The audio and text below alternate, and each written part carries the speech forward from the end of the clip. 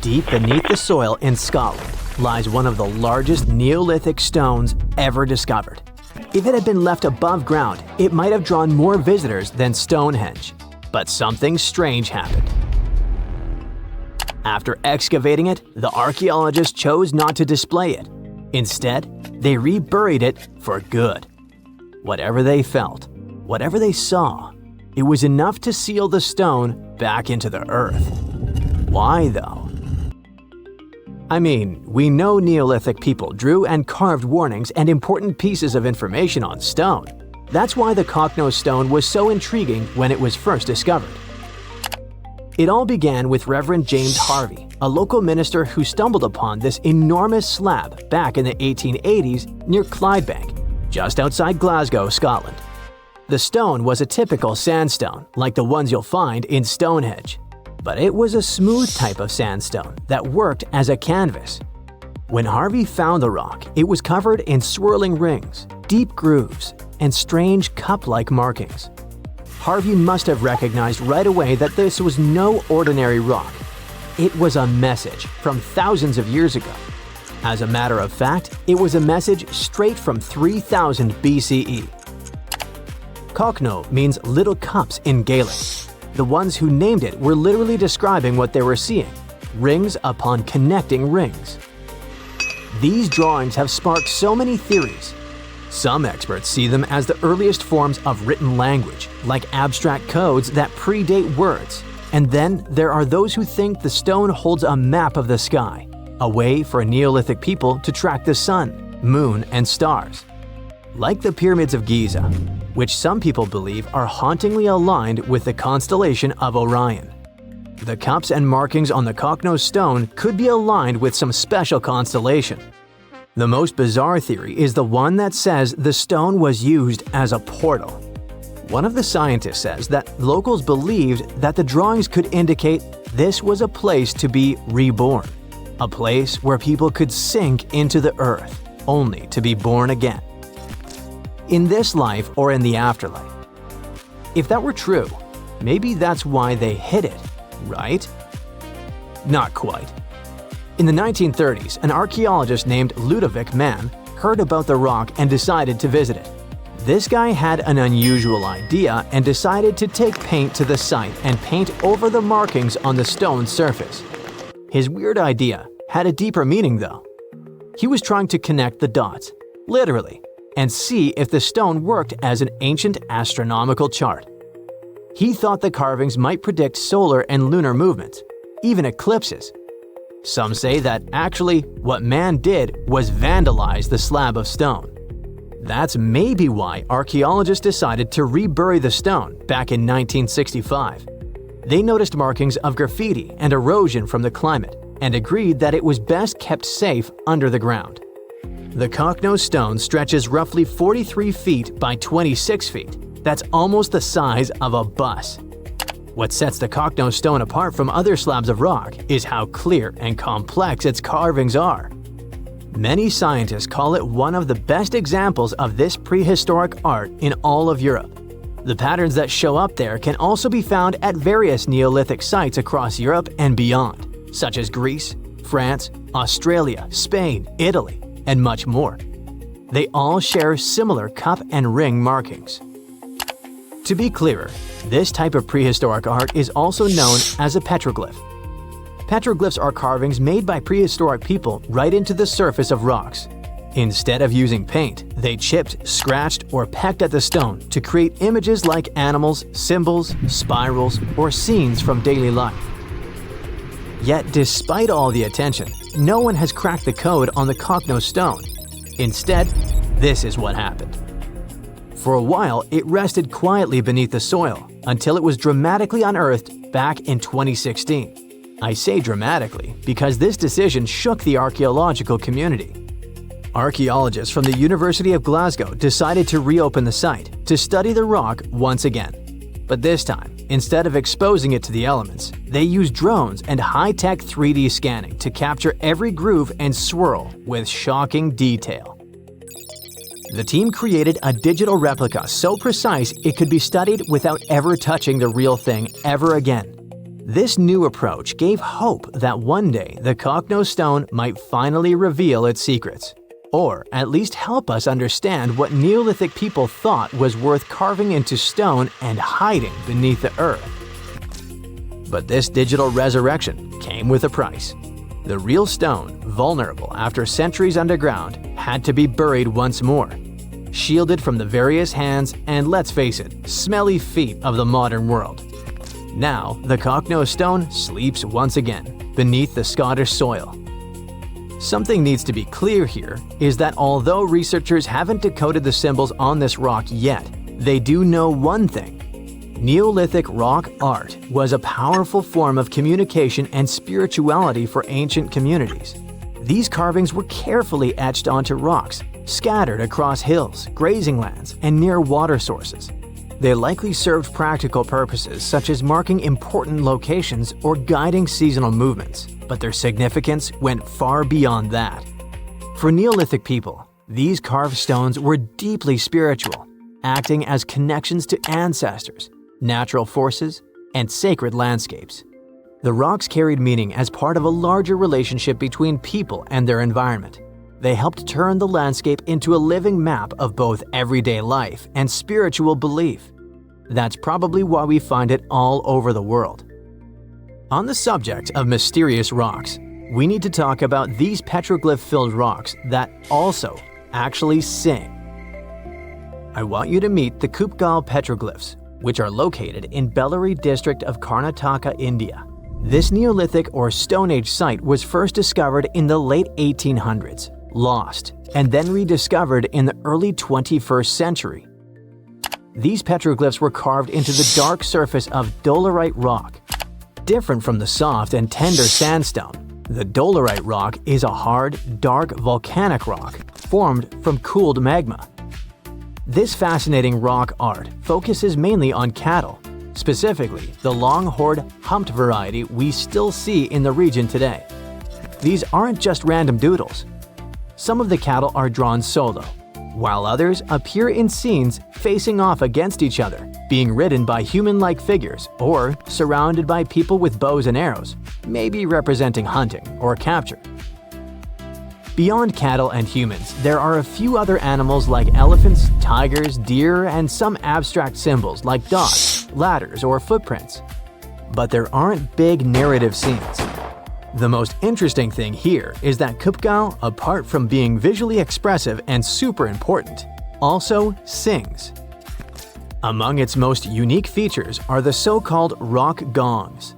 These rock gongs are boulders with natural cup-like depressions that ring out like bells when they're struck with smaller stones, often called a hammer stone.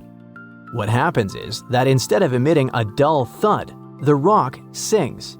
It's like Earth's own xylophone. This is a real phenomena that can also be found in other parts of the world. These so-called musical rocks emit resonant metallic tones that can be heard for hundreds of feet. Most rocks, when you hit them, don't produce sound because they absorb energy. But certain types of rocks, usually the harder ones, are more dense and at the same time elastic enough to vibrate when they're struck. In many ancient cultures, sound was used for more than mere entertainment. For many cultures, sound was used as a bridge to the divine. So researchers suggest that these gongs might have been used in spiritual ceremonies and gatherings. Once upon a time, I searched through the jungle, following a map poorly drawn on a piece of cloth. After days of walking, I reached an ancient Mayan temple. As soon as I stepped in, a strange noise echoed. I turned to leave, but suddenly the floor cracked beneath my feet. I fell into a 1600-year-old tomb. Finally, I got lucky. That day, I walked out with shiny jades, carved seashells, a creepy afterlife mask, and a curse that's been haunting me ever since. Well, okay, maybe it didn't happen exactly like that. Or maybe it didn't happen to me. Sadly, real-life archaeology is not like Indiana Jones movies. However, the findings can be as exciting and important, especially in Belize, where archaeologists just found the first identifiable ruler's tomb in the lost Mayan city of Caracol after 40 years of digging. A team of archaeologists finally unsealed a hidden chamber, buried deep beneath a structure they'd already studied. And inside that tomb, which is indeed around 1600 years old, was Shak, the first known king of Caracol. His name is commonly interpreted as tree branch rain deity, which is poetic and incredibly awesome. King Shak was believed to be a Mayan deity in control of rain, thunder, and lightning. According to folklore, he used axes to strike rain-bearing snakes in the sky to make the rain fall. The buried king is considered to be the dynasty founder. The royal dynasty he founded lasted more than 460 years. And judging by what was buried with him, we can assume that King Shak was greatly celebrated. His tomb had jade beads, carved bones, seashell jewelry, and ritual pottery vessels. One of those vessels shows Ekchua, the Maya deity of trade, receiving offerings. Others showed bound prisoners. Archaeologists could tell they had found some high royalty when they noticed a considerable presence of red cinnabar in the tomb, a rare and expensive material from the Mayan world. Then there's a jade mosaic mask, pieced together like a puzzle to cover the king's face in brilliant green. Jade wasn't used just because it was shiny. It was sacred and symbolically associated with life and demise. Polished jade glistens like it's been dipped in water, cool at first, but quickly warming in your hand. To the ancient Maya, this lifelike quality made jade a living, breathing substance. And for this reason, it possessed high religious and spiritual importance. The Maya associated it with the breath of life, with royalty, and with eternity.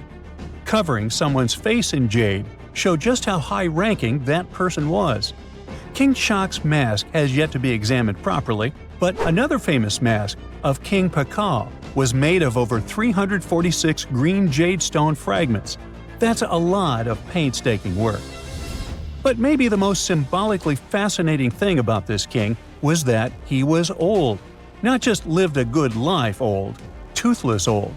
To us, that means he didn't clean his teeth properly, because no, you don't usually lose teeth just from getting old, as long as you maintain good oral hygiene and dental care.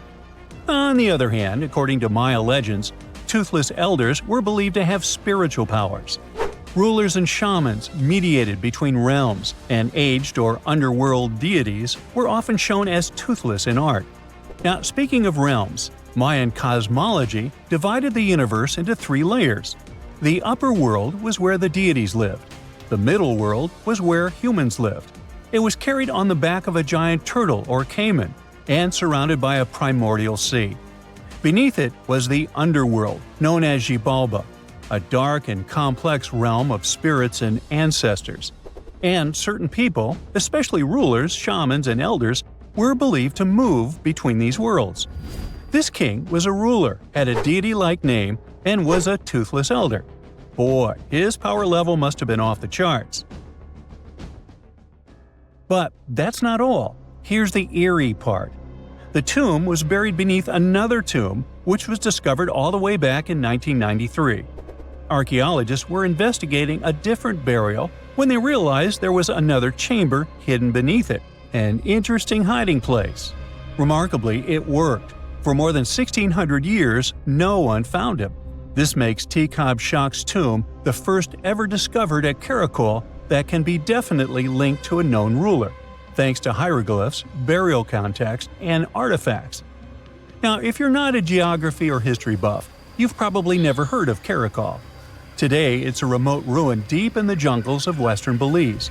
But around 16 centuries ago, Caracol was one of the largest and most powerful cities in the entire Maya world. At its peak, it covered over 77 square miles, which, for reference, is larger than modern-day Belize City. Its population was around 100,000 people. That's more than most cities in Europe had at that time. And it wasn't just big, it was advanced. Caracol had pyramids, ball courts, palaces, reservoirs, and a very complex road system. Stuff like limestone superhighways stretching miles through the jungle. Past excavations also turned up arrowheads, drills, spindle whorls, figurines, and everyday tools. King Shak's tomb was one of the three major tombs found in the northeast Acropolis. That's near Kana, the central archaeological complex at Caracol, and one of the tallest human-made buildings in all of Belize, even today. It reaches an imposing 141 feet high and contains multiple levels of elite residences and temples. But even with that size, finding tombs isn't easy at all. Most have already been looted. We don't know what else can be hidden there, and in some places, it's too risky to dig up without causing damage. That's why it took researchers decades to finally find something untouched. However, they were able to report over 850 burials and 175 tombs at Caracol over their 4-decade-long project. One of the earliest tombs, dating to around 350 CE, was a cremation burial containing ritual artifacts such as obsidian blades, atlatl spear points, and ceramic styles associated with central Mexico. So, if you're an archaeologist, this city seems to be an old historical gold mine. And old historical gold mines often come with warnings. For one thing, it's "keep out, the ceiling might fall on you." Besides, even though scientists are excited about this discovery, if the king can really walk between realms, he's probably annoyed by all this. So what happens now that the king's eternal rest has been disturbed? Well, by opening and stepping into the tomb of Tekhab Shak, archaeologists basically stepped into a sealed sacred place. Maya tombs weren't just holes in the ground with a fancy coffin. They were sealed like cosmic vaults, locked up with stone, soil, and sometimes elaborate closing rituals. The goal was to mark the end of their use and protect what was inside. Archaeology at Caracol and other Maya cities shows this in action: thick ceiling layers, termination offerings, and carefully placed debris, all saying, "This place is done, keep out." Today's archaeologists still treat them that way, working under Belizean laws and cultural protocols, making sure they explore with respect for what these spaces meant to the people who built them. However, it's eerie to think about mythology and whether King Shak is going to haunt the archaeologists. I guess we'll see. They shouldn't be afraid because he's old and has no teeth. Maybe he will annoy them with rain. He's named after a rain deity, after all, and we still don't know about his true power level. The Mayans were a fascinating civilization, and their structures are still among the most mysterious ones you can find. Despite being isolated from the known world, they also built pyramids without cranes, mapped stars without telescopes, and knew how to bury a king. Caracol is full of secrets: a hidden tomb under another tomb, a toothless king with a scary-looking mask and a deity's name. Almost unbelievable. And amazingly, there is still stuff being found. So maybe it's not too late for me after all. But first, let's see the aftermath of this curse, huh? Deep inside the heart of the Amazon rainforest lies a cave so massive, it defies logic. Stretching for 2,000 feet, this tunnel is so big a human could easily walk around inside of it. Its walls are etched with deep, mysterious claw marks. But this is just one of many. If you travel to the south of Brazil, you'll stumble upon over 1,500 similar caves, ranging from modest tiny burrows to massive passageways. These are not your average spooky, bat-filled caverns. They're what researchers call paleo burrows, also known as ancient underground structures dug by creatures so colossal they make modern elephants look small. Whatever creature dug those tunnels displaced 800 elephants worth of dirt. I know, it still looks like a normal cave, but experts noticed this one was special because the walls were too neat and rounded, and the floor was too smooth. Besides, no water or erosion leaves such signs of serious digging power. These Brazilian caves are the largest geological records of animal activity on the planet. It's like stumbling into a prehistoric house made by creatures the size of cars. To unlock this mystery, researchers analyzed the scratch marks on the walls and realized they had probably been made by giant ground sloths, a species called Valgipes, which could weigh nearly 9,000 pounds and eat your average annual menu in about 3 days. Despite being huge, these animals were not earthbenders. They had to work in groups if they wanted to dig such long tunnels. This is why scientists believe many sloths shared the same tunnel and dug it together. Even some giant armadillos may have helped with the digging. After all, they were ridiculously skilled excavators and lived there too. Okay, but why would a giant sloth or armadillo need a 2,000-foot-long underground lair? Great question. And the truth is, scientists aren't totally sure. It doesn't make sense for them to dig tunnels this massive just to escape predators, especially since the tunnels were big enough for a saber-toothed tiger to crawl in, for example. So, unless they installed prehistoric security systems, this theory has holes. Haha, pun intended. The best bet is probably climate.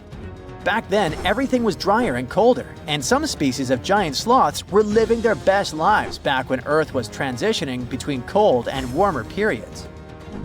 Their big bodies usually protected these animals from temperature changes, but drastic fluctuations probably made them hide in order to survive. Besides, just like modern sloths, giant sloths probably had a hard time maintaining their body temperature, and going underground for a while is a great way to protect your babies and save some energy. After all, the bigger you are, the more energy you spend. Some scientists believe these tunnels might have had rotating tenants. One sloth moves in, digs a bit, leaves some scratch marks, moves out. And sometime later, another one crashes there and adds its own decor touches. A hostel for ancient megafauna. All evidence points to a more timeshare situation than a prehistoric private property. After all, these creatures weren't exactly social butterflies. Most sloths and armadillos usually keep things strictly one-on-one, just mom and baby.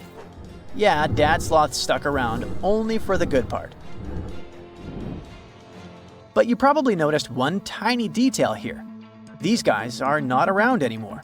They went extinct 11,000 years ago, right around the time humans started to get popular on Earth, when another ice age was ending. In fact, 80% of all mammals that were heavier than 2 pounds disappeared then. The first culprit is, of course, the usual suspect: humans. Around 10,000 years ago, a wave of skilled hunters using distinctive tools like spear points spread across North America. The theory goes that American animals weren't used to this new predator, making them easy targets. Once the big plant eaters started vanishing, the big meat eaters followed. They didn't have enough food to survive, and it wasn't just excessive hunting that caused some damage. Early humans may have also harmed ecosystems in ways that made survival harder for large species. But wait, there's another suspect: climate change. Around the same time, Earth's climate got a major shakeup. The climate was going from super cold to only slightly cold. Just so you know, Earth's temperature was about 46 degrees Fahrenheit, making seasons change and plants perish. And if plants are no longer around, big animals that eat them, like our friends giant sloths, have less nutrition, making them even more vulnerable. Many scientists now think that both human impact and climate change played a role, just in different ways depending on the region. In some places, humans may have tipped the balance. In others, nature itself did the job. Either way, it was a perfect storm that ended the age of giants. Turns out, being huge isn't always a plus.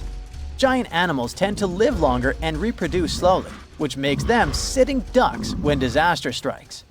Besides, it takes a long time for these guys to bounce back. After dinos disappeared, for example, it took 15 million years for new mega mammals to stomp onto the scene. The last major extinction happened around 12,000 years ago. Not really enough time for brand new massive beasts to evolve. Today's biggest ground animals, like elephants, rhinos, and bison, aren't newcomers. They're actually the tough survivors of that ancient chaos. And, well, at least we still live alongside the blue whale, the biggest mammal ever. But why did some prehistoric animals get so gigantic in the first place? Well, being big has some perks. In spite of all the extinction thing, it keeps you safe from predators and helps you win the fight for food. If plant eaters bulked up, predators had to level up too, just to keep up. And the environment plays a big role. You see, cold-blooded animals might grow bigger in hot places to stay cool, and warm-blooded giants thrive in cold places to stay warm. One paleontologist even suggested that some dino-sized vegetarians needed those massive bellies just to digest the tough, woody plants of their time, as if they had a salad bar inside their bodies. There's also the thing with oxygen. Back then, Earth's atmosphere had way more of it. That's a big deal, especially for creatures with less efficient breathing systems like insects. Higher oxygen levels meant their bodies could handle more growth and more activity, kind of like nature's turbo mode. We also have to discuss bones, specifically the lighter ones. Many huge dinosaurs had air sacs built into their skeletons, just like modern birds.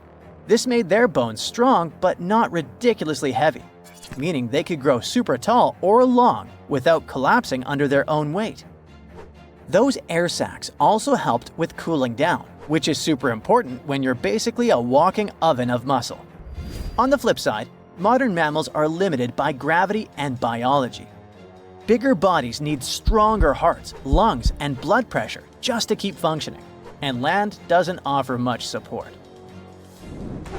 This also explains why whales got even bigger than dinosaurs. The ocean acts like a natural support system, which pretty much means that buoyancy helps hold up all that mass. So blue whales can hit a jaw-dropping 330,000 pounds without turning into pancakes. On land, that kind of size would be a serious health hazard. So ancient giants weren't just freaks of nature. They were the result of the right mix of air, food, physics, and environment working together in just the right way.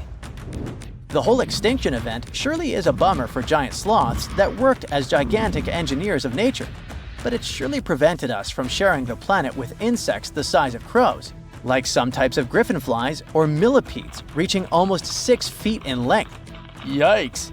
Now, if you'll excuse me, I'm going to appreciate modern sloths. Slow, small, and thankfully incapable of terraforming the landscape and giving me insect-related panic attacks. Footsteps pounded behind him. Heart racing, he lunged toward the towering statue, fingers fumbling with the hidden crevice. No time. He shoved it inside just as shouts closed in. A deep breath, loud heartbeat. Then he ran, vanishing into the dark, leaving his secret buried in stone, waiting to be found. Throughout history, statues haven't just been silent guardians of the past. They've been hiding places for secrets, some deliberately sealed away, others stumbled upon by pure chance. See the most mysterious of them. In 2016, as Australian experts prepared a 645-year-old statue for auction, they uncovered a hidden secret, an ancient banknote tucked inside its hollowed head. Issued in 1371 under Emperor Zhu Yunzang, the note was worth 1,000 copper coins, or 28 grams of silver. More strikingly, it carried a grim warning. Despite passing through multiple owners, the hidden bill remained undiscovered for centuries. A rare relic from an era when paper money was still a novelty, the note was soon listed for auction, its journey through time continuing into the modern world. Statues became more than just symbols. They were guardians, keepers of history, and sometimes even life-saving tools. In 2017, restoration experts working on an 18th century statue in Spain made a remarkable discovery. Hidden within the statue's hollow interior were 2 letters written in 1777, providing insights into daily life, local customs, and the economy of the time. Similarly, in 2023, during renovations at the United States Military Academy in West Point, a box was discovered inside the marble base of a statue depicting the hero Tadeusz Kościuszko. Placed there nearly 200 years ago, this time capsule offers a tangible connection to the institution's storied past. The mystery surrounding statues and their potential to hide secrets extends to some of the world's most iconic monuments. Few places are as shrouded in mystery as the Great Sphinx of Giza. For centuries, archaeologists, historians, and explorers have speculated about what might lie hidden beneath its massive limestone figure.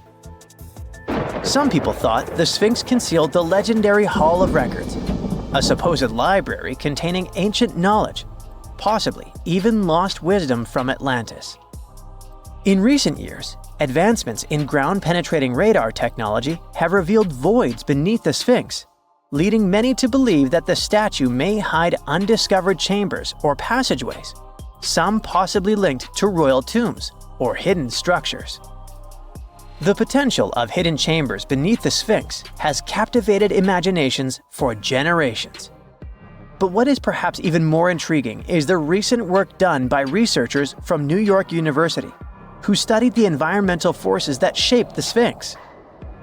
After recreating ancient wind patterns, the researchers concluded that the Sphinx may have originally been shaped by natural erosion before humans further refined its form. Such revelations open up new avenues for understanding the monument's purpose, as well as the cultural and spiritual significance it held back then. The ancient Egyptians revered Sobek, the crocodile-headed god of power and the Nile, and often mummified crocodiles to honor him. These creatures were placed in temples or tombs as offerings to the gods or to ensure their safe passage to the afterlife. Recently, a group of researchers dove into an interesting study about a crocodile that received the mummification treatment from Egyptian embalmers. They used a CT scanner to uncover all sorts of fascinating details about how this crocodile met its maker and what happened to its body afterward. For the ancient Egyptians, animals weren't just pets, they were major players in their rituals, acting as a bridge between humans and the deities. Hawks, for example, were associated with Horus, the sun deity, since their flight brought them closer to the sun. Cats were linked to Bastet, the fierce and protective mother deity. Crocodiles were among the favorite animals for mummification. These reptiles were seen as symbols of Sobek, the lord of the Nile, whose presence announced the annual flooding that brought much-needed water and fertile soil for farming. In the past, studying such artifacts could mean damaging the mummy, but thanks to modern imaging techniques, the researchers were able to examine the crocodile while keeping it intact. X-rays and CT scans revealed that the crocodile's digestive system was packed with small stones called gastroliths, which crocs often ingest to aid digestion and maintain buoyancy. Amid those stones, they even found a metal fish hook and a fish. This suggests that large mummified crocodiles were likely caught in the wild using hooks baited with fish. This almost aligns with what ancient Greek historians wrote about life in Egypt. Almost because the Greeks believed that Egyptians used pigs to lure the crocodiles. So, as you've noticed, researchers and archaeologists use cutting-edge technology and meticulous hands-on work to uncover the secrets of ancient civilizations. The process begins with surveys using ground-penetrating radar and 3D scanning to detect hidden chambers, tunnels, or anomalies beneath the surface. Once a promising site is identified, careful excavation begins. Layers of soil and debris are removed slowly, ensuring that no detail is lost. The exhibition of Rijksmuseum in Amsterdam features a remarkable 15th century Tibetan gilt copper statue of Guhya Samaja Akshobhya. This figure, symbolizing the unity of opposing forces and a higher state of enlightenment, was previously unknown to the museum's collection. Recent examinations of this statue have revealed hidden relics and scrolls within its hollow structure, offering profound insights into the religious practices of the time. The exhibition showcases over 75 masterpieces from Asia, including the newly acquired Guhya Samaja Akshobhya statue, highlighting the intricate craftsmanship and spiritual significance embedded within such artifacts. In the heart of Verona, a secret lay hidden for decades within the bronze statue of Juliet. Sculpted in 1969, she became a symbol of love, touched by countless visitors seeking romance and luck. But beneath her worn surface, Juliet was silently guarding something extraordinary. Over time, tiny cracks formed from years of affectionate caresses. Through them, lovers slipped letters, whispered confessions, desperate pleas, and eternal promises. Some tossed in keys, sealing their love with padlocks and hiding the proof inside her hollow frame. In 2014, restoration experts made a stunning discovery. As they worked to mend the statue, hundreds of love notes and rusted keys spilled out, forgotten vows locked away in the heart of Juliet herself. Statues often act as symbols of power and might. However, in more recent times, statues have also been used to convey messages for future generations. The concept of the time capsule, an object or collection of items placed in a container, sealed, and then buried or hidden for later discovery, has a long history. And in modern times, statues have served as the perfect vessels for these capsules, allowing people to communicate with future generations in a very tangible way. In 2014, as old workers carefully removed the golden lion atop Boston's Old State House for restoration, they made a startling discovery. Something rattled inside its hollow head. A Boston Globe article from 1901 had once mentioned a hidden time capsule, but over the years it had faded into legend. Then, a sculptor's descendant unearthed a long-forgotten letter confirming the truth. Inside the lion's head lay newspapers, photographs, autographs, and letters from Boston's past. Messages sealed away for over a century. As the capsule was opened, it felt like history itself was holding its breath. The officials planned to continue the tradition, adding modern artifacts before sealing the lion's secret once more, until the 22nd century unveils it again. We don't know if they carry on with it though. Advancements in imaging technology have allowed researchers to uncover hidden details within famous sculptures without damaging them. In 2014, restoration experts in Mexico made a shocking discovery while examining a 300-year-old wooden statue. Real human teeth were hidden beneath its serene face. The revelation came not by sight, but by technology. When preservationists took an X-ray of the statue, expecting to find structural details, they instead saw a perfect set of teeth embedded in the mouth, unlike other historic statues from the region, which sometimes contained real hair people donated to the statues. This discovery was completely unexpected. Now this bad boy was the size of a husky and could maybe pass for one, except it didn't have any fur and was a top predator with extra long blade-like canine teeth. Ooh, charming. Meet the earliest known saber-tooth animal to have ever lived. It roamed the earth well before the dinosaurs. Scientists made the description of this creature based on its fossils found on the Spanish island of Majorca in the Mediterranean Sea. About 200 million years ago, none of us were around then, the very first true mammals appeared, and they lived right alongside the dinosaurs. But if we trace the family tree of mammals even further back, we'll find an ancient group called Therapsids. They didn't look like mammals we have today, but they had some key features that would eventually help define mammals. For example, Therapsids had special openings on the sides of their skulls for jaw muscles, and parts of their jaw bones would later evolve into the tiny middle ear bones that all mammals, including you, have today. So, the new discovery is what might be the oldest known Therapsid fossil. The fossil, which doesn't have an official species name yet, belongs to a group called Gorgonopsians. Those guys are more closely related to mammals than they are to any other living animals.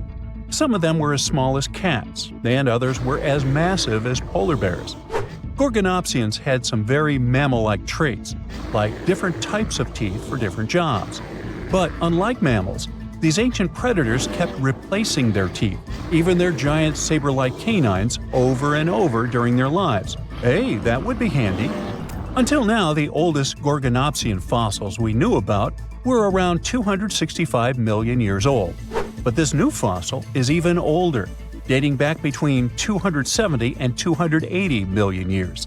The find was super detailed and complete, including its sharp knife-like fangs, part of its jaw, pieces of its spine, ribs, tailbones, and toe bones, plus most of one of its back legs. Even though the creature's skull wasn't complete, The scientists think it was about 7 inches long, and the animal itself would have been around the size of a medium-large dog, weighing between 66 and 88 pounds. But other than that, it didn't really look much like a dog. Even though it had some lizard-like features, calling it a lizard dog is totally wrong. Mammals and reptiles do share a super ancient ancestor from about 320 million years ago, but their evolutionary paths split a long time ago. When the newly found creature was alive, the island of Majorca was right in the middle of the gigantic supercontinent Pangaea. Back then, this area went through super wet and super dry seasons. Scientists have always wondered if major moments in mammal history happened in tropical places like this, but we just didn't have the right fossils to prove it. Now, with the discovery of the oldest known Gorgonopsian in Majorca, the missing pieces of the puzzle are coming together. It looks like some huge steps in mammal evolution could have happened in low-latitude environments we haven't explored much yet. The so-called gap in the fossil record might just be because paleontologists weren't looking in the right spots. Our hero of the day wasn't the only cool guy rocking the planet before dinos settled in. Over 500 million years ago, the weirdest predators to have ever existed ruled the oceans. The name is a bit tricky to pronounce, so I'm not going to. Okay, it's Anomalocaris, but it just literally means unusual shrimp. This creature looked nothing like anything alive today. Scientists think it was the first true apex predator, the orca of its time. Anomalocaris was massive for its era, as it grew up to 3 feet from its sharp grabbing arms to the tips of its tail fins. For a while, everyone thought trilobites were its go-to meal, but new research shows it wasn't strong enough to crack open trilobite armor. So instead, it was a speedy, agile hunter with awesome vision, and it often picked off soft-body animals that zipped through the open water. Now, another really cool creature from pre-dino times is a fish that could walk on land. Tiktaalik lived in marshy rivers that looked a lot like today's Amazon rainforest. It could grow up to 9 feet long, and it found its prey in rivers and inlets like a modern-day freshwater crocodile. It had a flexible neck and even some early versions of lungs, and thanks to them, it could survive both in water and out of it. Why fish like Tiktaalik started moving toward land about 395 million years ago is still a bit of a mystery. Around that time, the ancient supercontinent called Gondwana was drifting closer to the land that would become North America. This slow movement created lots of shallow, swampy habitats, which were perfect places for crocodile-like animals to thrive. Plus, these areas were near the equator, so they were warm and tropical. But there wasn't a lot of food waiting for them on land, so maybe they moved there for safety reasons. There were fewer predators and better spots to lay eggs there compared to the water. Creatures first adapted to living in open water, then shallow water, then marshes and river edges, and only after a long, slow transition did they finally step fully onto land. Now, how about a millipede the size of a small car and weighing as much as a large dog? This beauty lived over 300 million years ago in what is now England. Back then, during the Carboniferous period, Earth's atmosphere had way more oxygen, over 26%, compared to today's 21%. Scientists used to think the high oxygen levels were the only reason these creatures could get so big. But back then, they found a new fossil from a time when oxygen wasn't that much higher than today. They discovered it purely by accident, when a boulder split just right and revealed one of the most complete and largest giant millipede specimens ever. This one could have lived not just in swampy areas, but also in open woodlands filled with tasty seeds, nuts, and maybe even small animals. There's a chance that this beast wasn't a slow, plant-munching crawler, but a predator that would snap up whatever it could find. After dominating the Earth for about 45 million years, the giant millipedes eventually vanished. Probably the reptiles pushed them out, clearing the way for the age of the dinosaurs. Now, in case you ever wondered what would happen if you crossed a polar bear with a saber-tooth cat, here's the answer. This guy ruled the southern ecosystems after migrating 7,000 miles across the supercontinent Pangaea around 252 million years ago. It had a tough skin like a rhino's and massive canines, perfect for tearing away huge chunks of meat, and it was an excellent runner. Once it got to its new home, in what is now South Africa, it replaced a whole group of local predators. But its glory didn't last long, as closer to the end of the Permian period, massive volcanic eruptions made the weather patterns change and wiped out about 90% of all species. And because top predators are usually big, slow to grow, and not super common, they often vanish among the first when massive extinction events hit. And that's how our guy here went extinct. Our final creature of the day was a dragonfly that lived around 300 million years ago and had a wingspan of over 2 feet, 6 long, spiny legs, and huge, bulging eyes. Meganjura. This 4-winged giant is most likely the largest flying insect that ever lived, and it easily outsizes today's dragonflies, which are its distant relatives. Like modern dragonflies, Meganjura like to hang out in open areas near ponds and slow-moving streams. But unlike today's dragonflies, it wasn't just catching tiny bugs. This guy was likely the top predator in these open spaces. It used the spines on its legs like a flying trap to snatch prey out of the air, including other flying insects, small amphibians, and even lizard-like creatures. Scientists found the first fossils of Meganjura in 1880 in the coal-rich rocks in France. The fossils were incredibly well preserved and showed off the detailed vein patterns in their wings. Scientists think Meganjura grew so huge because it didn't have much competition from vertebrates, and the air back then, during the Carboniferous period, had a lot more oxygen than it does today. In 1850, French scientist Auguste Mariette went to Egypt looking for manuscripts, but accidentally found a head of a sphinx sticking out of the dunes. He cleared the sand and figured out the Sphinx was guiding the entrance to some underground construction. Several months later, he finally entered the Serapeum of Saqqara. Inside, he found an enormous granite sarcophagi with remnants of 64 bulls. Scientists are still amazed by the tech that the ancient Egyptians used to transport those enormous boxes. The Serapeum was built around the year 3000 before the Common Era. It was an underground tomb built to honor the sacred Apis bulls of ancient Egypt. It had a long hallway, almost 500 feet long, with giant stone rooms on both sides. Some of the sarcophagi weighed as much as 50 average cars, and all of them were made with super precision, with exact 90-degree angles. These sarcophagi were beautifully decorated with hieroglyphs and carvings that told stories about the lives and importance of the Apis bulls. Now, there are 24 sarcophagi left. In ancient Egypt, Apis bulls were very special animals connected to the deity Ptah. They thought the bulls carried Ptah's spirit and wisdom, helped the pharaoh, and protected the Egyptians. Priests looked for special markings on young bulls to find Apis bulls. It could be a white triangle on its forehead, which symbolized divine light, a shape on its back like a vulture's wing, and a scarab shape under its tongue, which stood for rebirth. If a bull had these signs, they believed it was chosen by Ptah and treated it like royalty. The chosen bulls lived in a special temple in Memphis, the city where they worshipped Ptah.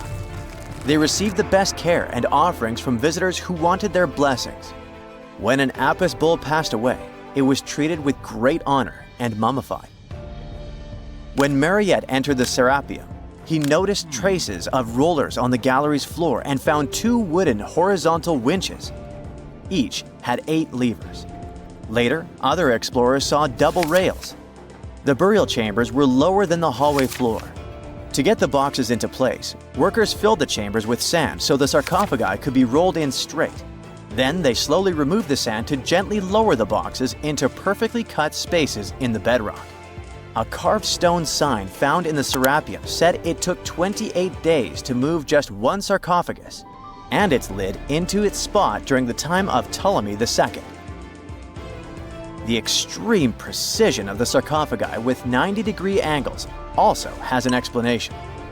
Ancient Egyptians wrote texts, or rather, papyrus on geometry a long time ago. It shows that they knew the approximate number pi and could calculate the volume of a pyramid with its top cut off. If they could figure out complicated math like that back then, it makes sense that they could also carve perfectly flat surfaces 500 years later. All this sounds pretty legit, but some people think certain things don't add up here. The size of boxes is way larger than the size of bulls, yet they buried pharaohs in tiny coffins that barely fit their bodies. The sarcophagi are made out of granite with crazy precision, and they could have just used limestone, which would have made things way easier. The transportation of the boxes seems pretty simple, but only in theory. If one person could pull about 440 pounds, then at least 250 people would be needed to pull just one box. The tunnels in the Serapeum are really narrow, only about 2 feet wider than the boxes themselves. There's no way hundreds of people could have squeezed into those tight spaces to pull the boxes. And even if they did, how would they turn the box in the cramped corridor, lower it into its niche, and place it perfectly in the middle? Somehow they did this 24 times, and every box is centered perfectly. Plus, the chambers were dusty and there were no signs of soot from lamps. This means they must have worked in almost complete darkness. The real use of the boxes could also be different. A long time ago, even before the Egyptian pharaohs ruled, the local people already knew how to use fermentation. It happens when tiny organisms called yeast eat certain ingredients like starch and turn them into gas and ethanol. So someone in ancient Egypt probably put food like barley, bread, and even meat inside a giant stone box, then closed it tight with a heavy lid. These stone boxes, carved from granite, were so precisely made that they were almost completely sealed, so nothing could escape from it. As the yeast inside the box started working, it created more and more CO2 gas. It built up pressure inside the box. The granite boxes were incredibly strong. They could handle more pressure than a car tire can hold. When granite was squeezed under such pressure, its crystals produced a tiny electric charge. This effect was possible because granite contains quartz, a material that reacts to pressure this way. The process also needed meat or animal parts, possibly to help the yeast grow better. Meat contains something called oleic acid, which yeast needs to keep growing and to survive the bad effects of the ethanol it produces. As the pressure inside the box kept growing, the combination of gases and electricity made these boxes not just ancient fridges, but powerful energy systems. Over time, the pressure inside got so strong that it could push the lid open and the gas would escape with a pop. But when people rediscovered the Serapeum in 1850, they found old drawings that showed piles of stones stacked on top of some of the box lids. So, someone long ago probably tried to make the lids even heavier by adding extra weight to make it harder for the gas pressure to push them open. This extra weight also meant the quartz crystals in the granite could keep creating more electricity under all that pressure. If someone opened one of these stone boxes thousands of years later, they would only find bones from bulls that were placed in the box. And that's exactly what Mariette discovered in the 1850s.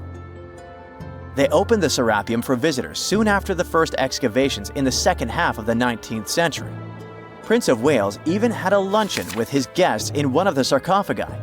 Sands and earthquakes made the site inaccessible for a while, but now you can visit it again and try to solve the mystery yourself.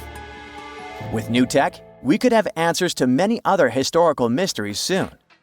A team of scientists at Chicago's Field Museum of Natural History recently used a special CT scanner to learn more about ancient Egyptian mummies without unwrapping them. They gently rolled 26 mummies on custom carts out to the parking lot, where the scanner was waiting. It took thousands of detailed X-ray pictures of each mummy and their coffins. When all the pictures were put together, they created 3D images that showed what was inside, the skeletons, and some artifacts. The scientists hope these images will help them understand ancient Egyptian burial practices from over 3,000 years ago. Even though the scanning process only took 4 days, it might take 3 years to study all the data. But scientists were able to learn some personal details about the mummies. One of the most popular mummified individuals at the museum, Lady Chineta, was a woman who lived in ancient Egypt about 3,000 years ago. It looks like she passed away in her late 30s or early 40s. To make sure her body looked complete for the afterlife, embalmers put stuffing in her neck to keep it from collapsing. They also placed artificial eyes in her sockets, so she would have eyes in the next world. She was wrapped in fancy linen and placed in a beautifully decorated coffin. The scans revealed that it had been carefully crafted with a slit at the back, which embalmers used to fit the body. There were also some artistic details on the surface, like markings for her knees. It looks like her burial was on the scale of a high-end luxury car. The ancient Indian texts mention beautifully decorated chariots or entire palaces called Vimanas that could take off and, in a matter of seconds, fly away as far as space. Some people believe these Vimanas only existed in Indian mythology, but it's also possible that they were based on a real technology that had been lost over the centuries. According to the Vedas, ancient Indian religious texts, there was the elephant Vimana with several engines and many other types named after animals and birds. There was one for local travel, one for visiting different countries, and one for traveling to the moon and various planets. They could develop a great speed. One Vimana had the superpower of invisibility. Another one was shaped like a sphere and was built on the winds produced by Mercury. This Vimana was said to generate an enormous ray like the sun and make noise like the storm's thunder. All the Vimanas were unbreakable and perfect for attacks on foes. Now, to operate a Vimana, you'd need to know a lot of stuff, pretty much like today's airplane pilots, 32 secrets in total. They'd cover the aircraft structure and the secrets of taking off and maneuvering without crashing. That's a good thing. The pilot was also expected to know how to be seen and unseen, how to be hidden, how to be quick, how to manage contractions and expansion, and many other tricks. To hide the flying machine from foes, the pilot was instructed to move to the 8th atmospheric layer above the Earth and use the power of dark solar rays. This instruction might sound a bit weird, but there were others, more realistic ones, which still make sense in modern aeronautics. There are sections of ancient texts on the Vimanas that focus on details like flight paths, pilot training, navigation, and even suitable clothes for pilots and recommended food for long flights. There was also a lot of technical detail about the use of heat-absorbing metals, the metals utilized, and melting points. The supporters of the theory that the Vimanas were more than just myths are sure that the ancient Indians would unlikely go into all these details just for a beautiful story. So, the flying palaces might have been real and way ahead of their time, like many other great Indian inventions. Back in the 6th century BCE, an Indian physician named Sushruta basically wrote the original guide to medicine and surgery. They even called him the father of surgery for his work. Sushruta laid down the details on hundreds of medicinal plants and described complex surgical procedures. He gave instructions on nose reconstructions and skin transplants from one part of the body to another. The original method of rhinoplasty, which involved taking a piece of skin from the forehead to reconstruct the nose, is still used today. But back then, it had a slightly different purpose than surprising your followers on social media. Those nose jobs helped out folks who had lost their noses as punishment for crimes or in fights. Now, you gotta thank an ancient Indian math prodigy for the invention of zero. It might not seem like a big deal, but without it, we would have no binary system and no computers. People before the 5th century CE were only thinking about some sort of a sign to indicate nothing. The invention made addition, subtraction, and other mathematical operations a whole lot easier. You can see the oldest zero in existence carved in the wall of a temple in Gwalior, India. The Indus Valley Civilization was using rulers in 1500 BCE and earlier. Made from ivory, these rulers were found during excavations in what is present-day Pakistan and northwestern India. They were widely used in architecture with amazing accuracy.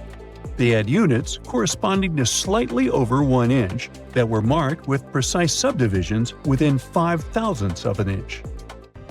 The next invention is more of a concept than a physical item. Standardization is all about setting the rules based on a bunch of people, things, or interests. One of its cool applications that we've all gotten used to is standard weights. Whether you're using pounds or kilograms, you need these universal measurements for weight, right? For this, we owe a big shout-out to the merchants from the Indus Valley Civilization who lived around 4,000 years ago. They were measuring everything from food grains to fancy luxury goods using these standardized weights. And their weights had decimal and binary mathematical systems going on. They didn't have high-tech gear, but they pulled off some serious precision using complex calculations and even sand for construction. Their art of standardization made its way to Persia and Central Asia, basically becoming the global weight-watching standard. So if yoga is your go-to exercise, you definitely have a personal reason to appreciate the ancient Indian geniuses. Over 5,000 years ago, during the rule of the Indus-Sarasvati civilization in northern India, yoga was first mentioned in the Vedas. Yoga was refined and shaped over the centuries until it grew into a massive teaching with over 200 sacred writings dedicated to this way of obtaining enlightenment.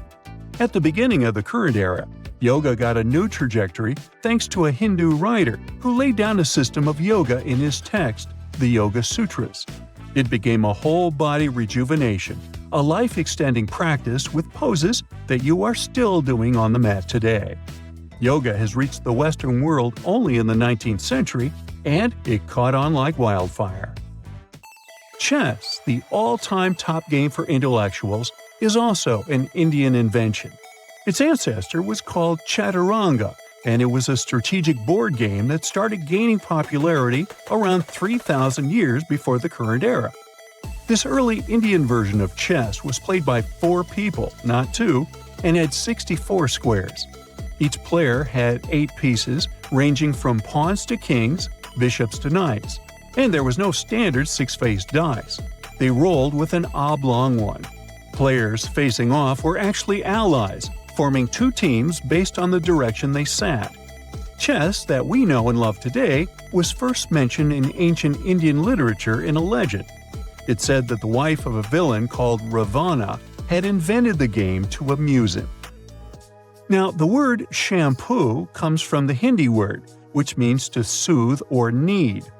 The substance was invented in India in 1762 and was originally used for head massages, hence the name. The first shampoo was made of natural oils and herbs. British traders fell in love with the idea and brought it back with them to England. It took years for the original head massage oil to evolve into shampoo as we know it today, but it's still an Indian invention. Unlike the ancient Greeks, who wore animal skins, the Indians started cultivating cotton back in the 5th and 4th centuries before the current era. They used cotton threads to produce fabrics that soon became a huge hit in the Mediterranean and beyond. Jute and wool also have their origins in India.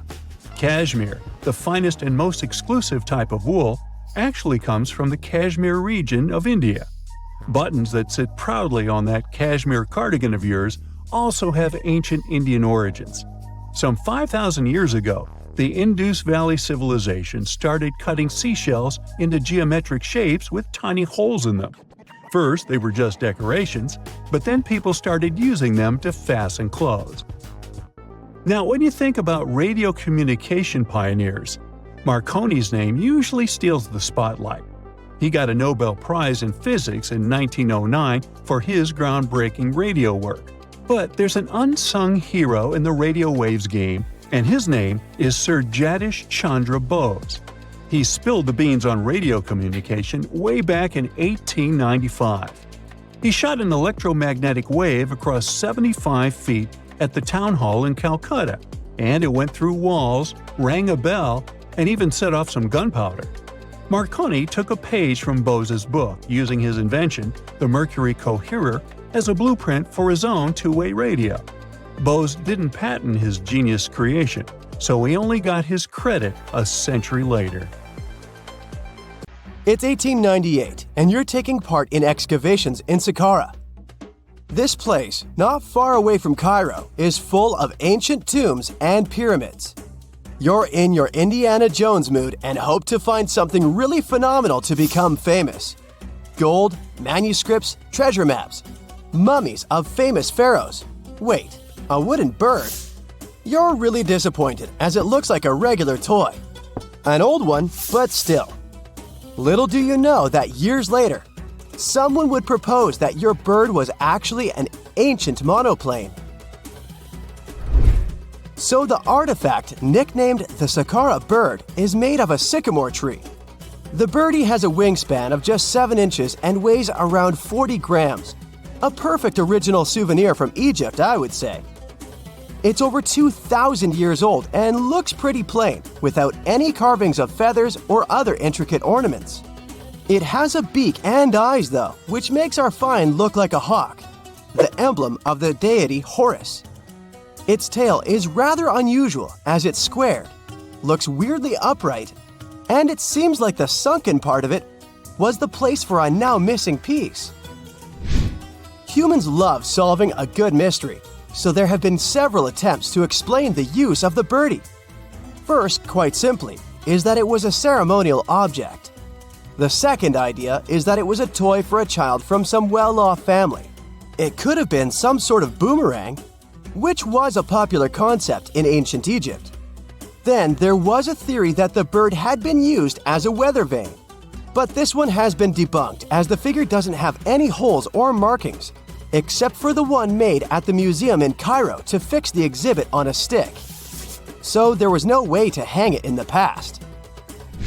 Almost a century after the bird was found, Egyptologist Dr. Khalil Masiha proposed a new theory that it could have been a model of a monoplane.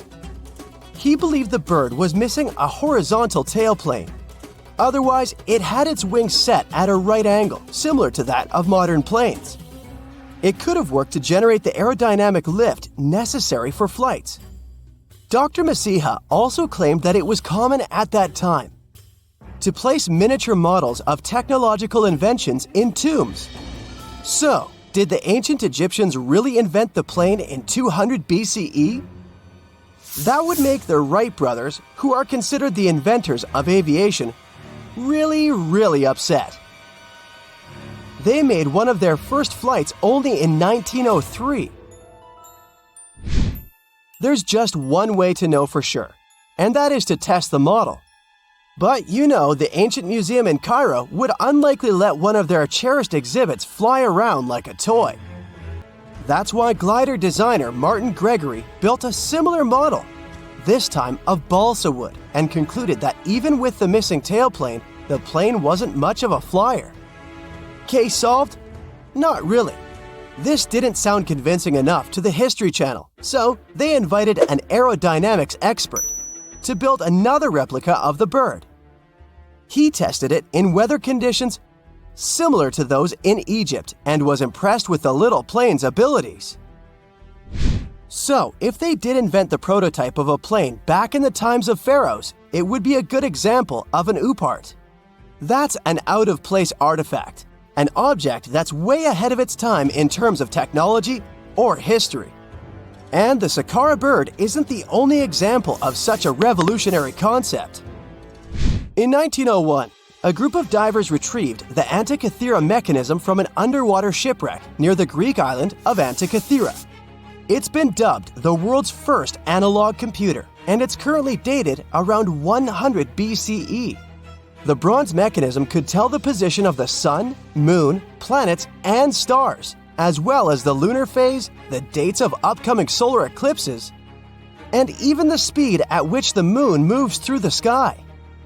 No one's sure who used it and how or where it was made, but it's obvious that it's extremely precise and way too advanced for its time. The first flushing toilets in the world were invented in the middle of the 20th century. Just kidding.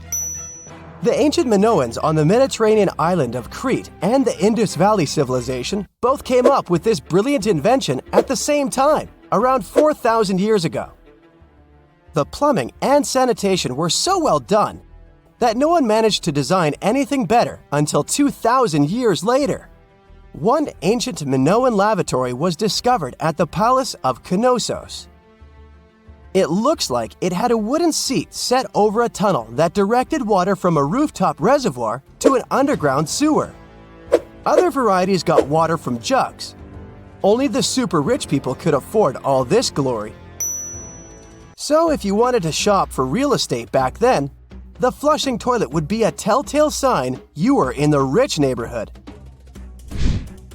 Automated doors became a cool, seemingly new invention back in 1931. But the technology behind them is actually much older. Think the 1st century CE old. Mathematician and engineer Heron of Alexandria came up with a hydraulic system to open and close temple doors. To bring it into action, you need to light a fire to produce heat. There was a brass pot under the fire, half filled with water. The inventor connected the brass pot to containers that acted as weights. When the fire was burning, the water moved into the containers. They went down and pulled the ropes. It was nothing like a supermarket door that opens in front of you before you even have time to think. Heron's door took hours to open, and there was no way to stop the process. That's why they only opened the doors once a day before people entered the temple, to add some mysticism at the temple during ceremonies. Spooky. Looks like the first ever battery was invented in Baghdad around 2,000 years ago. A German archaeologist found this oval-shaped clay jar in 1938. Scientists are still not sure what purpose it served and who exactly invented it. There is a theory that it was used for electroplating objects with precious metals.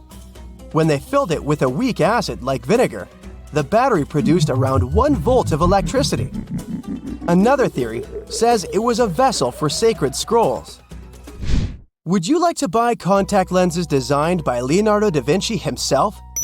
In 1508, he invented a glass lens with a funnel on one side. You were supposed to wear it with water inside to improve your vision. Sounds a bit uncomfortable, doesn't it? So, around a century later, French scientist René Descartes decided to improve the idea and make the cornea contact the future lenses. Contacts because they contact your eyes, get it? The glass tube with liquid did help improve vision, but blinking was sadly impossible. 2.5 centuries later, new technologies in the glass industry let scientists design contacts that would fit in the eye and even let the wearer blink. Thanks, guys! Still, those lenses were made of heavy blown glass and didn't let the eye breathe. About 50 years later, contacts became plastic, lightweight, unbreakable, and scratch-resistant, but still covering the entire eye. And then, in 1948, an English optical technician accidentally sanded down a plastic lens and figured out they'd still be in place even if they covered only the cornea. Imagine you're living in 19th century London and need to send a message to New York. It would have taken about 10 days to get there by ship. So when delivery time went from days to hours in 1858, it was a true sensation. The first message was sent by Queen Victoria herself. It was all made possible thanks to the Transatlantic telegraph cable, running under the ocean. Sadly, the new cool invention only lasted a few weeks. It took years to bring it back to life. It's nighttime, and you're about to walk inside Pharaoh Tutankhamun's final resting place. You know, King Tut. You don't have a torch, but at least you came with a flashlight. You walk down several flights of stairs and observe how the walls are carved in hieroglyphics and what looks like a spell. Those who take anything from this place will be doomed for life, the spell says. Even if you don't really believe it, this scares you a little bit. You find a huge stone door. Is it a trap? You manage to open it, but oh no, it's only an empty chamber. You check your map. It seems like you're heading in the right direction. After what feels like hours, you realize you must be trapped inside a labyrinth. You try to retrace your steps, but you can't find the door where you came in from anymore. That's it, you think to yourself. You've fallen for the Pharaoh's trap. What's worse, you didn't bring a lunch. Okay, so we've all seen Hollywood movies where the main character is exploring ancient ruins and faces some seriously dangerous traps, right? We've been told Egyptian royalty protected their final resting places with venomous scorpions and snakes, sliding doors that will trap you for life, and giant rolling boulders that will crush anyone on their paths. The thing is, were these traps truly real? Well, I regret to be the one to break it to you, but this is all fiction. These elaborate traps were too technologically advanced for ancient civilizations to pull off. That is not to say, however, that there weren't any traps at all. Ancient civilizations, like the Egyptians and the Mayans, are known for their practice of building entire monuments dedicated to the ones who had passed away. These structures would often reflect the position of person occupied in society. So, for the really important people, the VIPs of their times, massive monuments were built to host their bodies long after they were gone. Some of these civilizations believed that a person's life would continue on the other side of the veil. For that reason, a person would be buried together with the belongings of their current life. If they had a lot of money and power and stuff, that meant their resting places would be filled with riches and gold. Now imagine if you lived in ancient Egypt and you knew exactly where all the pharaohs' tombs were located and had heard rumors of the amount of wealth kept in these places. Maybe you would be tempted to go check it out, right? We're talking about large rooms filled from floor to ceiling with golden artifacts, jewels, and even money. I mean, it does sound tempting. And since there weren't any security guards protecting the entrance of these places, Egyptians needed to get creative as to how they would protect these riches. These old civilizations found some traps to be useful. A recurring one was building empty rooms inside the monument to confuse a burglar. Now, let's take a look at Amenhotep III's final resting place as an example. It was built in the city of Luxor, in a spot also known as the Western Valley of the Kings. Two French engineers originally discovered the monument between 1905 and 1914 CE. The structure is huge and has more than 10 chambers, connected by long corridors and steep stairways. The King's Chamber is the most hidden one, and for an outsider to try and find it, they will probably enter a lot of empty rooms beforehand. Other pharaohs tried to protect their riches by commissioning monuments with false doors concealing pits that were up to 20 feet deep. This way, an unwarned and unwanted visitor would be surprised by the deep hole on their way to the king's resting chamber. Alongside false doors, pharaohs made sure to build labyrinth-style corridors and false walls. This way, robbers could take hours or days before they found the king's real chamber. As to pits with poisonous snakes on them, if there were any reptiles inside these monuments, they probably got inside on their own and would most likely not stay there for long. There is no way snakes would survive years and years without food inside these pits. So yes, another Hollywood-induced belief right there. If these traps seem boring to you, archaeologists did find an interesting deterrent in the final resting place of the Red Queen of Palenque in Mexico. Palenque was one of the most powerful Mayan cities in pre-Columbian Mexico, and the Red Queen was believed to be the grandmother of the last Mayan king, undoubtedly a person of immense importance to the empire. In her honor, a huge monument was built to keep her body after her passing. The discovery of the tomb itself was already thrilling. Archaeologists found an ancient monument when digging at the site back in 1994. The first thing they found was a room with a hidden door. Once they opened the door, they discovered a long corridor. Finally, at the end of this corridor was the Queen's chamber. The team of archaeologists was beyond excited to unearth this chamber with the mummy of the Queen herself still inside it. They found her to be accompanied by her pearls, jade shells, and expensive rocks. But as the team explored the remains, they saw something rather strange. The room was filled with a red-colored powder. Researchers knew that the color red was important to the Mayan people, and that much of their clothing and buildings were decorated with this color. but they didn't understand why the queen was buried with this unknown red substance. After they took a sample back with them for further analysis, they discovered that the red powder was cinnabar, a very dangerous mineral.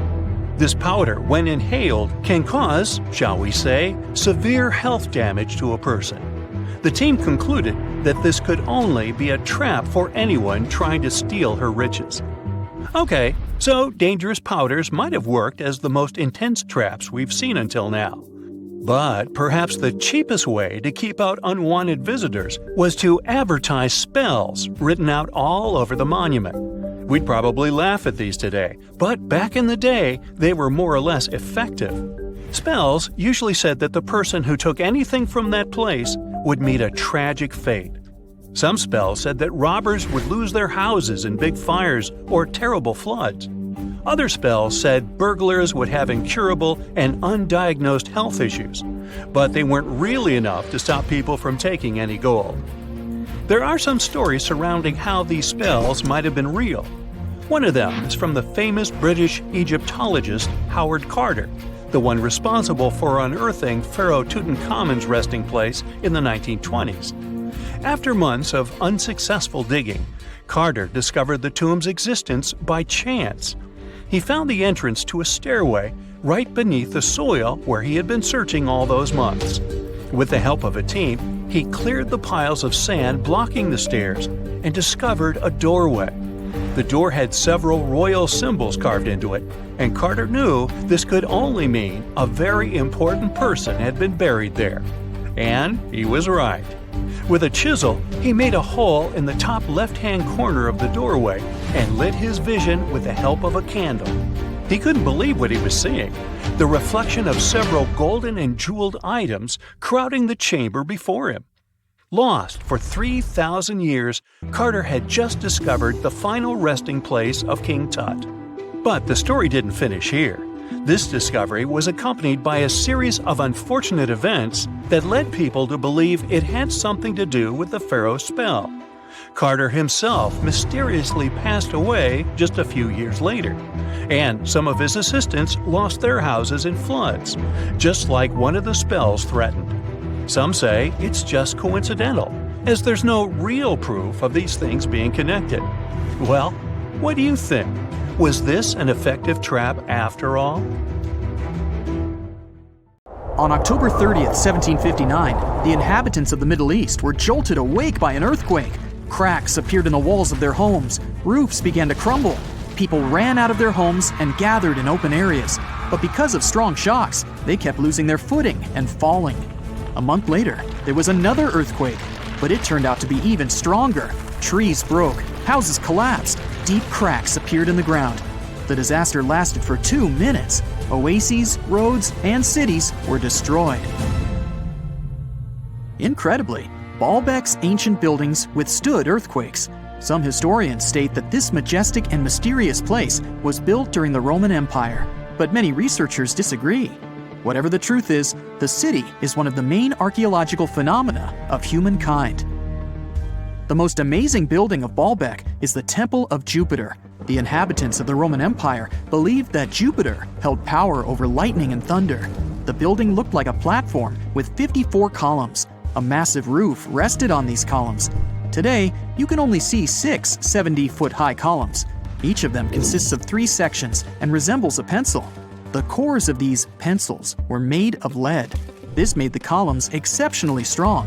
Each of these pieces of stone weighed an incredible 80 tons. That's the weight of 35 Ford Explorer SUVs. Look, this is the largest block in the Great Pyramid of Giza. But compared to the blocks from Baalbek, it doesn't even look that impressive. The foundation under the Temple of Jupiter was preserved. That's how specialists figured out it consisted of about 25 monolithic stones, weighing 450 tons each. It means that the blocks from Baalbek weigh almost 4 times more than the blocks from Egypt. There are 3 more enormous limestone blocks in the foundation. They weigh 800 tons each. This is more than twice the weight of a Boeing 747 plane. Ancient builders must have had a hard time carving such giants from a piece of stone.